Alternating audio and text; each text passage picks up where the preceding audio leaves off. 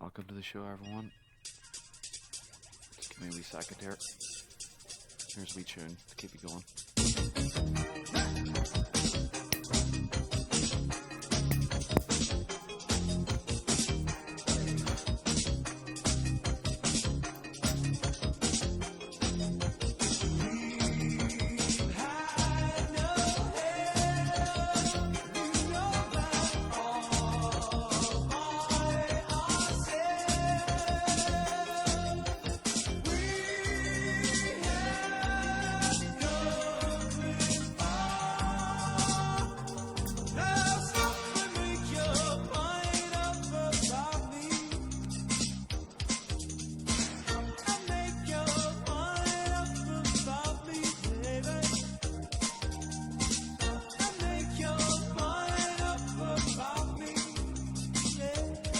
Good morning. Well, good morning. Well, good morning from London.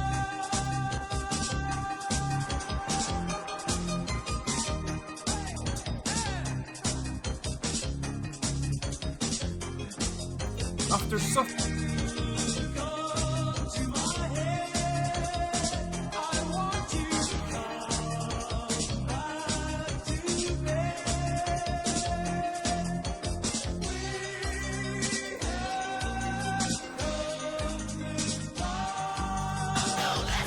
Writer direct.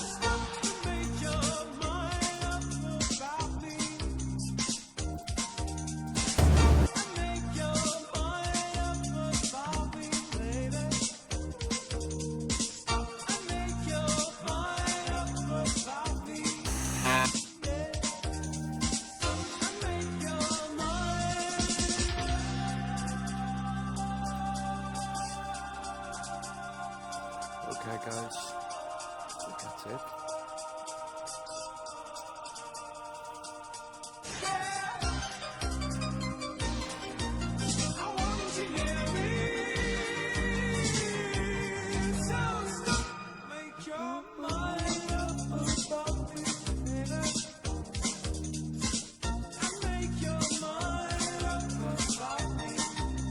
All right, guys.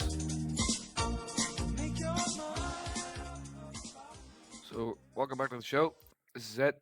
This is where we go into it. I don't even know where to start. Let's start with this. Writer-director Elaine May's Mikey and Nicky, starring Peter Falk and John Cassavetes. This movie has kind of interesting history. So first, let me tell a bit of the history of Mikey and Nicky before we get into the movie proper. I think this is a movie that you kind of divide in two halves. The film starts, the character of Nicky thinks that there's a hit out on him. He's held up in a hotel room. He worked for the bookmaking bank, and and him and another guy who got whacked. Yeah. All right, stole some money, so now they're after him. But he's actually heard that that Resnick, who's the head mob guy, played by the acting teacher Sanford Meisner. He's actually heard that there's actually a hit on him. So the whole almost part of the story of the movie almost is like, will Nicky live through the night? He's got to live through the night. Okay, if he can live through the night, they can maybe get him out of town. But will he live through the night? And we kind of live through that night with him to see what happens. So he calls his old friend, who's a gangster with him in this business, but he's known him since he was a little boy. He's literally a lifelong friend. And he calls his friend Mikey. He's the only one he can really trust because they go back so far. And Mikey shows up to help him, to calm him down, and to take care of him, and hopefully maybe even get him out of town, possibly. This is all set up in the first half of the movie, and the first half of the movie is, you don't want Nicky to get killed. You want him to get out of this, and you want Mikey to help him. And then the movie has, I actually think, one of the more devastating narrative reveals you can see in a film. In the barn. Yeah. Obviously you're buying Falk and Cassavetes' friendship because they were best friends, and they're just they're literally maybe one of the best dramatic acting teams that there is. Wow. And you want Mikey to help him, and you think he's helping them. Then all of a sudden it cuts to the Ned Beatty. I've never seen this film. This is really selling it to me. I might watch this. character who's the hitman, and he's on the phone, and That guy's great. Nicky is being fingered, and you have no idea who's fingering him, but you figure, oh, okay, well, this is the hitman. He's going to go get him and everything. And then it cuts to the bar that they're at, and you see Peter Falk hang up the phone. When you realize that Mikey is setting him up and is fingering him for the hitman, it's unfathomable. You can't believe it. You can't even comprehend that he is actually betraying him to that degree, and makes you fucking despise him, and you want him to come to his senses. It's unconscionable. That's the first half of the movie. Yeah. The second half of the movie is when you realize what a true piece of shit Nicky is, and he deserves to die. And at the end of the movie, you kind of want him to die, and it's Peter Falk. It's Mikey who you feel sorry for. It is Mikey who rips your heart out at the end. And that is just a fucking brilliant, dramatic structure for a movie basically about two people that you carry through for the beginning of the end, and it's a magnificent pressure cooker for a crime story. I think that's in particularly Peter Falk confronting him about the joke that happened in the restaurant. It's painful. I think that is not just one of the best scenes of this movie, if not the best scene in this movie. It's one of the best written and best acted scenes between two men in any film of the 70s, as far as I'm concerned. It is as good as any of the Harvey Keitel, Robert De Niro sequences in Mean Streets or in Taxi Driver. He goes, I walked into that restaurant and you're sitting there with Resnick, and I have to say your name 3 times because I'm too embarrassed to walk away without getting an answer. Yeah. And then you give me a little acknowledgement, and then just as I left, you turn to Resnick and you say, oh, wait a minute. I forgot to order the clams from that guy.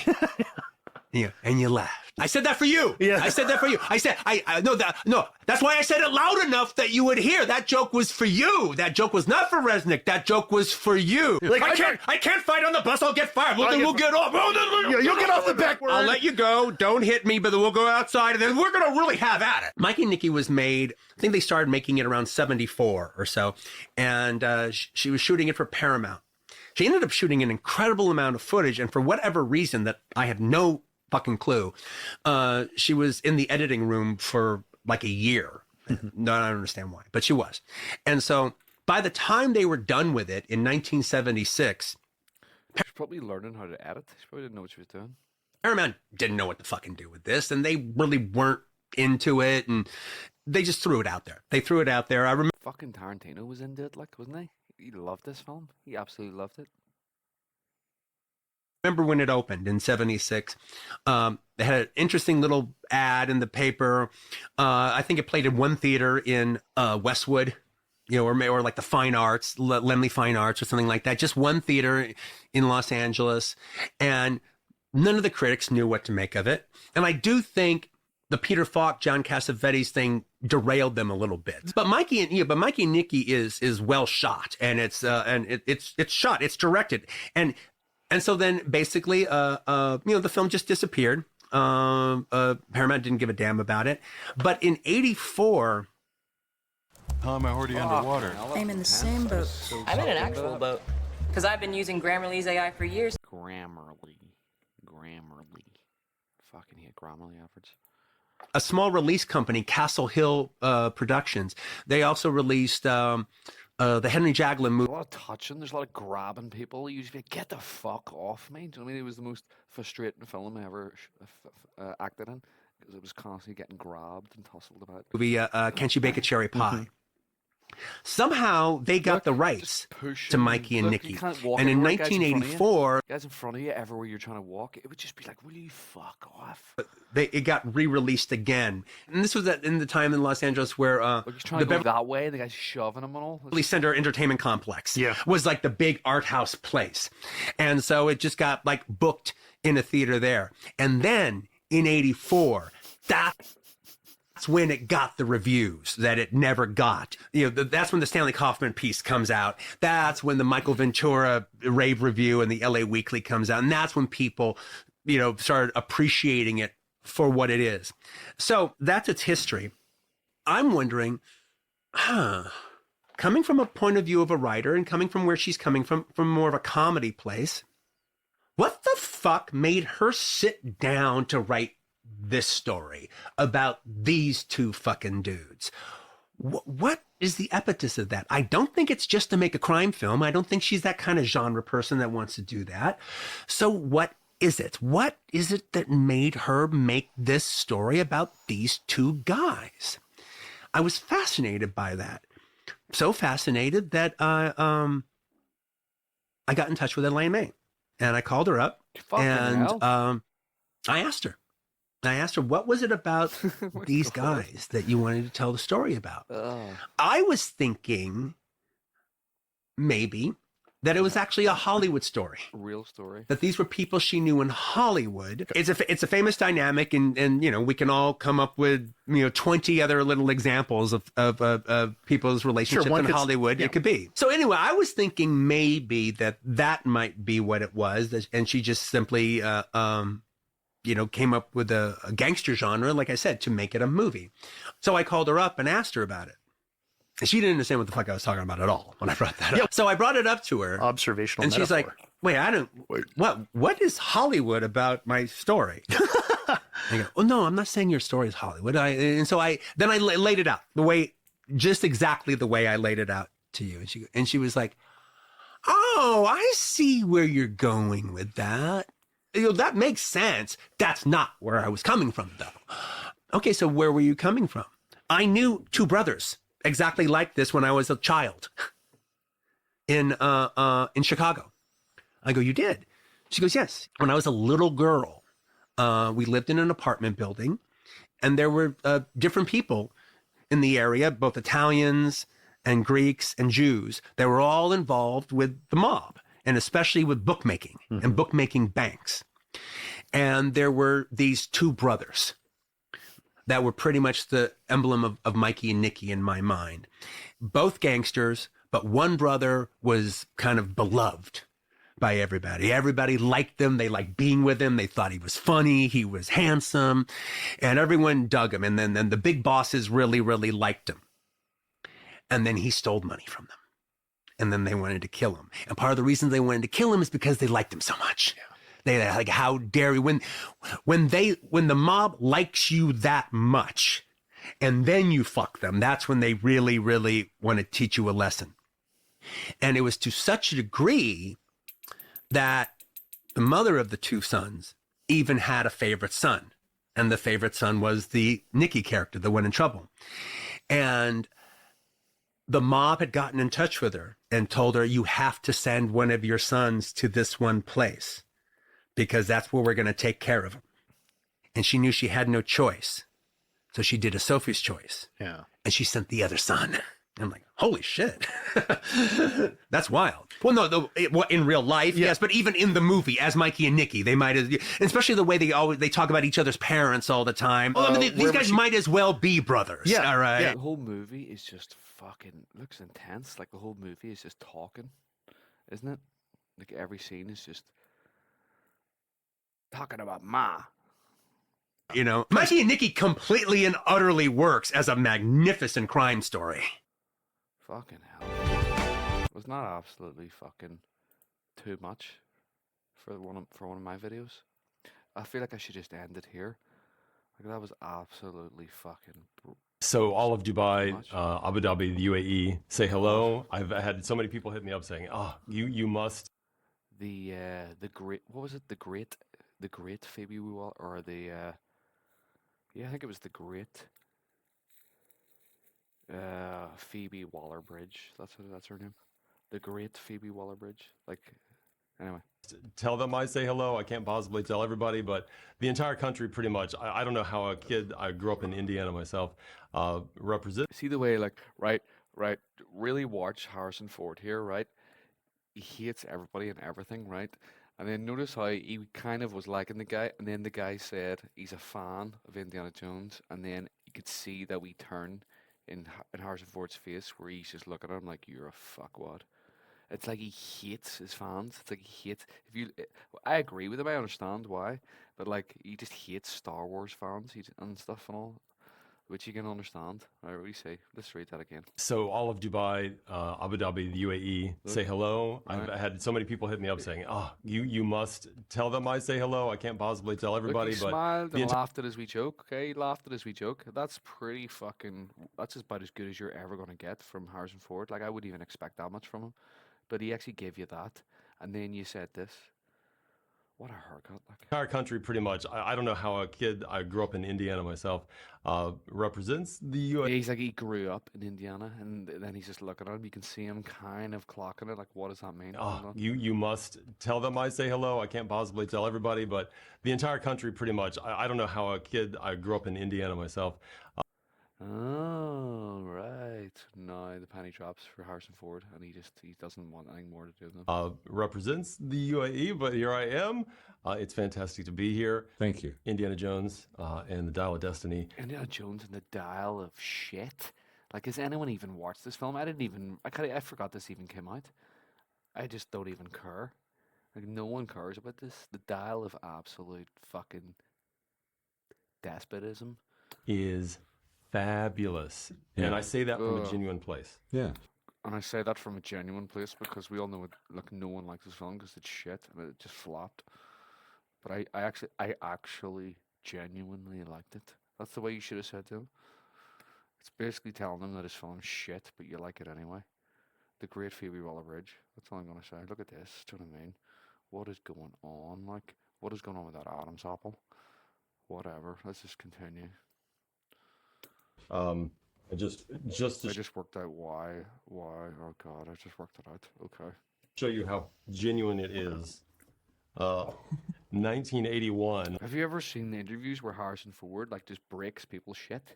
Like, I think there was a guy who like built his own. He built his own fucking. I don't know if he built it out of Lego or something, but he built his own fucking Millennium Falcon. You know, probably took him years, and he was on a TV show, and he finally got the Harrison Ford. He brought it on the TV show because he wanted to get it signed, and Harrison Ford just like chucked it behind the thing and smashed it to bits, and the guy wasn't laughing. He wasn't impressed. That's when you just like. I wish if you ever see that clip, go look for it because you'll realize what a piece of shit Harrison Ford is. My love for you goes back. My love for you, some dude you don't even know, whatever. I don't know if you've ever seen this. I'm sure you have. Yes, I remember. Yeah. So when I say, Show the audience sorry, yeah, that's me. the That's my- former me. I've grown a bit. AI has done this. It's not funny. So this is what you do to people. You have a grown man with a. This is what you do to people, Harrison Ford.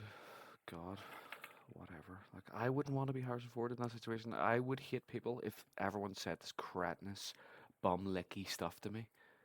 You absolute sycophantish slimeball. A doll of a grown man. He's dressed with a black shirt and a black fucking waistcoat with a white tie. Like, what an asshole. Like, he's dressed like he's a waiter or something. And I don't know what it is you do to people to. He needs out of that room, man. Look, you've dyed your hair, we bleach blonde bits. Right, look at Harrison Ford. A doll of a grown man, and I don't know what it is you do to people to make. What is it that you do to people to make them I tell stories. I tell stories that are genius. act? We told a story 42 years ago that caught people's imagination. Larry Kasdan wrote a character. He's just like, hey, kid, give me a break, yeah? I'm just an old man, okay? Leave me alone. It was a movie in the 70s. What do you want from me? You know? Give me a break, kid. Like, what the fuck do you want from this guy? Like, you're fucking Han Solo! Star Wars! Star Wars! The Force! Star Wars! The Force Awakens! Lightsabers! X-Wings. Remember X-Wings? Jeez Christ, leave him alone, like. Steven Spielberg and George Lucas and Larry Kasdan. Send words now. It's George Lucas, Spielberg. He's just saying words. It's just. and created a world, a character that We has know you don't have to explain it all this. Like he's actually explaining it to you like an idiot because you're an idiot and he's just being literal. endured for 42 years. We've watched him through all stages. It's shit, mate. The first two were good. The third one was alright. Third one was good, but it wasn't as good. We were back to the Nazis again. Everyone was sick of that one. Do you know what I mean? There should have been loads of other ones. And then the fourth one was shit, and the fifth one was we don't know because no one's watched it. Of his life, and now we're coming to the end of his life, and we're watching him in the final Indiana Jones film put Thank God. all the pieces back together. So we can finally put it to bed. We can finally put this shit to bed. Look how awfully the whole thing's been handled ever since, what do you call it? Temple of Doom. Like the third one was alright with Sean Connery. Like it's okay, it's alright. I thought it was good, but it's only when you look back now you realize it's actually not as good as the other ones. It's a wee bit more schlocky. Like it's a proper sequel where it's not quite as good and they put too much in. But the other ones were just fucking shit. It's look how badly it's been handled in the last 30 years or whatever. It's just fucking bollocks. And people like him, children like him, are still hanging on to it. Like, do you know what I mean? He probably genuinely does have like action figures of Indiana Jones. Like, do you know what I mean? He probably thinks that's like cool or something. It's just horrible. And it's a wonderful experience for me, and I think it's going to be a wonderful experience for him, the audience, because they're going to meet a person that they have known all their lives, and watch them hand the baton over to the great Phoebe Waller-Bridge. See him succeed one more time, but is that what we're calling it? In the usual way. But not in the usual way, in the new 21st century, 2024 woke way. Yeah, we get it. Because we're talking about time in this film, and one of the aspects of time is... I bet you in the film he's just an old grumpy curmudgeon that doesn't want to go anywhere, do anything. And he's just like, I don't want to do that. Leave me alone. Just leave him alone. And all he complains every time he goes somewhere. It's basically her being Indiana Jones. You know that's what it is. I don't even need to see it. I don't know what that is. Age. And we want to see how this character deals with his age. No, we don't. No one wants to see that. And I find that fascinating. Yeah, and the fact that you're getting paid fucking probably 100 mil to do the film. I mean, that was fascinating too. And how much is this person being paid? Like, what does she bring to the table in the whole fucking movie apart from ruin it? Like, why is she being she inverted commas being shoehorned into this movie? The great Phoebe Waller-Bridge. Like, do you know what I mean? Like, someone actually called her that. That was how she was introduced. But like honestly, why are these people being force fed to you? Why do you think? Why do you think? Read between the lines. Look with your eyes. See what you're seeing. And I'm hoping the audience will enjoy it without, placing too much importance on it, because we're not making jokes about age. We're actually talking about what happens to people. The film is a whole discussion about age, really. That's what we're really broaching in this movie. It's a discussion about age. What a horrible... I just want an Indiana Jones movie, mate. People towards the ends of their life. This guy he's been an adventurer all his life. Now he's an academic. He's retiring from teaching archaeology to people that really don't care about the past, that are focused on the future. They're young people. They're looking towards their future. They're not interested in learning from the past. Is he being serious? His life is a bit in disarray. He doesn't know what his next move will be. It could be my imagination, but I've seen you speak about Indiana Jones so many times. Is it a role for you that you're more passionate about, you're more emotionally connected to, perhaps, than some of your other roles? No. I feel this way about everything that I do. I care. I'm not talking about Indiana. He doesn't. He phones it in. Jones because I care about it. But this is my job. Look at a story, help to create a character that Help create a character. It's Indiana Jones. Do you know what I mean? And like also like what movies have you been in the last? So I mean, let's look at the resume here. It's not great. Harrison Ford has been sucking ass for fucking a long time, man, and it's been. I'm not even talking like it's been over 20. It's probably been 30 years where this guy's been sucking. Like, to tell this story. I love this job. oh God, all right, man. Okay. It's a fantastic way to spend your There's a need to convince there. There's a definite need to convince, isn't there? Like, and now I'm concerned. Now I'm concerned here. That's all I'm saying. life. You meet incredible All right, people. dude, This dude, being dude, dude, dude, man. Stop, stop. Look at this. Let's get a mention here. spend your life. You meet incredible people. This being one of them. You're incredible, by the way. She is And people. yeah, and so I want. She is pretty incredible, though. She just rolls her eyes like, yeah, I am pretty incredible. Yeah. See that whole fucking angle? It's really bait. It's really bait the fuck out. Like, yeah, I just roll my eyes like this and stuff. And dude, that's literally all she does. And does wee faces like this. I swear to God, man. I've covered it, but I just probably didn't upload it because there was shite. This being one of them. You're incredible, by the way. And You are incredible, by the way. It has to always be said. Oh my God, because you're not. It's just like it always has to be fakely reinforced. yeah, and Nah. so I want to stop talking about me. Yes, Stop talking then, man. but we love when you talk We about love you. We love about, We love more sycophantic bullshit. Go ahead, man. you know, it seems like He's just like, when "Stop you talk loving me." about you. We love We love you. He's just like stop loving me. I don't want it. about, you know, Hold me. on.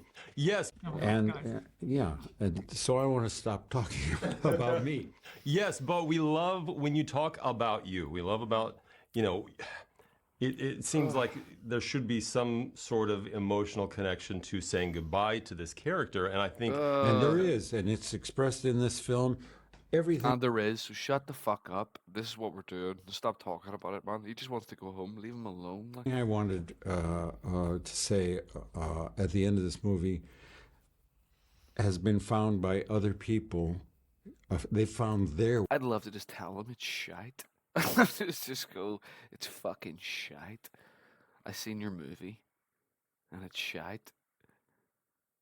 And I'm not impressed with you either in it. You weren't so great, to be honest. You kind of fucking just insulted Indiana Jones the whole way. I mean, way of saying it. Jim Mangold has found his way of saying it. We've got brilliant screenwriters who have come up with an original, story for us to tell about Indiana Jones. I would just chuck in a question about like, yeah, what about what other movies did he do? Like The Fugitive. Do you remember The Fugitive? Like, remember in Fugitive? Like, ask him a fugitive question, just really throw him off. Like, hold on, that was fucking 30 years ago. And you're like, when you were playing the character Jack, blah blah blah, and you were interacting with that character in that scene, what did you think? Like, what was your motivation? Do you know what I mean? Just throw him right off, and then you realize, like, fuck, this guy is a fan. Like, that's right. I've done other films. It's not all just Star Wars and Indiana Jones. Or ask him about like my family. Like what the one where he's the president or some shit. Remember the film where he's playing the president? Just ask him those real schlocky 90 movies. Like, just start fucking listing them off. Hey kid, give me a break, will you? Jones. And, it's. I'm just an old man. Just give me a break, yeah. Turn this fan on behind me. His back of his head's getting warm. I think. I don't know what to say more than that. I'm grateful for this, He doesn't know what more to say. He's grateful. He's just grateful. He wants to help. We get it. Like, he's really crawling for this job. He's really sucking dick for it. Like, he's grateful to be there. He wants to make it work. He's here to help stories come to life, characters. You're not. You're just an old grumpy git. You're a nightmare to work with, probably. relationship we have with audience. but that's And you're just saying words. You're just literally saying words. He knows. He's just looking at you like, this is my hero, and I finally get to meet him, and this isn't going well. it's been built over 42 years. It's And 42 fucking years, man. 42 fucking years. Let it go. It's too long. Let it fucking go. You don't need to make a final movie, a final farewell to the character. Like, what the fuck are you talking about? Like, we need to say goodbye to Indiana Jones. We need to see how his final, like, he goes out being Indiana Jones. Fuck off. It's bollocks. Phoebe Waller-Bridge, like, get the fuck out of my fucking fuck off. pretty spectacular and unique in the film in film history. It's a shit. You can tell it's a shit movie. Don't even bother going to see it, folks. You can tell. But look at this guy. Look at him. Look at him sell it. It's just a dead, dying horse, man. Do not go anywhere near this movie. Don't touch it with a 10-foot fucking pole. Don't even touch it. Like, Phoebe Waller-Bridge. Like, honestly, this must have flopped.